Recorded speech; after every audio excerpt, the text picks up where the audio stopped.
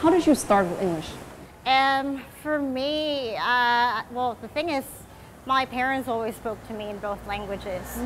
And we had this rule that because they're older, if they decide to switch to Filipino, then you speak Filipino. If they switch to English, then it's English. So it kind of set, you know, like me and my sister, once we start thinking in one language, and then it's that language.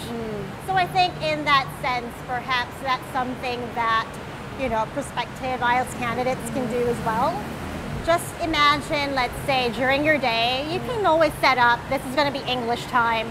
And for me, even if, like, let's say, I'm drinking this coffee, all right, so can I describe it? Why am I drinking coffee? Why do I love it so much?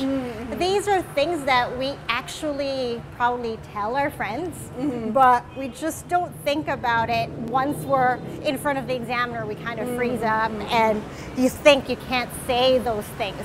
It's fine. Just think as if you were describing it to somebody who hasn't had it or maybe has never met you before, so they have to know more about you. Yeah, so you have to not only just answer the questions, just like, what do you like to do in the morning? Oh, I wake up and I drink coffee. You have to extend it into, whether that would be, oh, in the morning, such lovely morning like this in Saigon, it was not as sunny before, but like now the sun comes out and it's beautiful, it's gorgeous, but then we need that little pump of energy.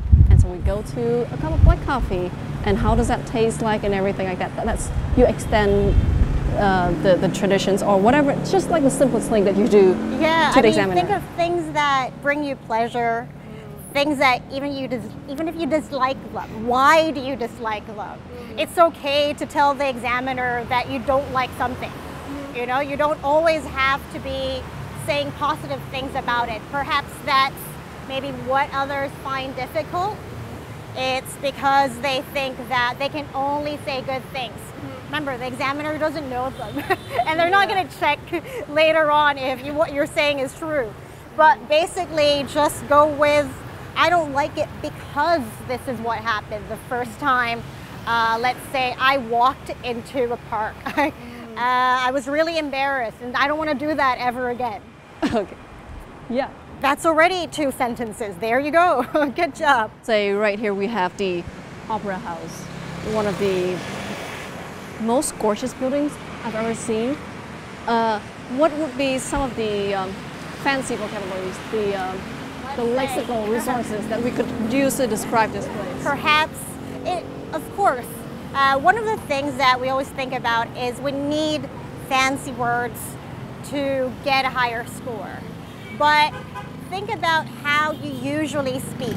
If you're able to sustain it, if you're going to be really, let's say, formal all the time, then you can say that this edifice, perhaps something like that.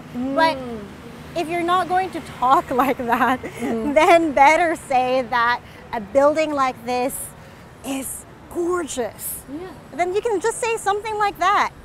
It doesn't always have to be, let's say, you know, it's different when you're writing. When you're writing, you have to be more formal. But when you're speaking, you kind of have to let your personality show. If you're going to be using words, they just have to be appropriate. Okay, let's say, think of walking into the Opera House.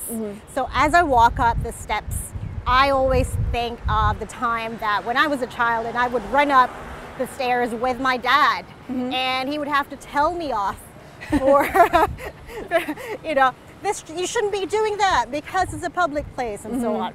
So just tell a story. Now it's time to study IELTS.